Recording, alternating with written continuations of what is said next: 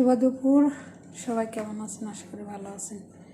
আজকে আমার আরবিদের বাড়ির খাবার এই যে মাগলুবা। এখানে এই যে 7 কেজি ফুলকপিটা ওগুলা ভাজিছি, একটা 7 কপি পুরোটা, অনেকগুলো হয়েছে। এখানে সাইডে বেগুন, হাইব্রিড কাঁচামরিচ, এখানে আলু, পেঁয়াজ ভাজা, এখানে মাংস সিদ্ধ করছে, ওটি আবার ডিশের মধ্যে দিয়ে ঝাল লবণ ওটা ছিটায় দিয়ে ওটা আবার ফোড়নে দিব। সালাদ কাটতেছি,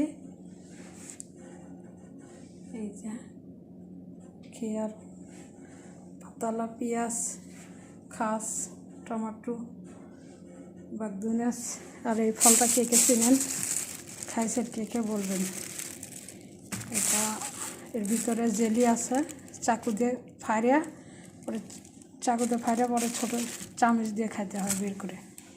এই হলো আজকের খাবার। এখানে চাল ভিজাইছে, রান্না করব, আমি রান্না করব বিকেলে। ছোট্ট ভিডিও।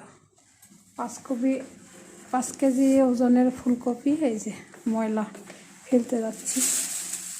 আজকে অবশ্য ময়লা ফেলি না, ময়লা ফেলতে যাবো। সবাই ভালো থাকেন।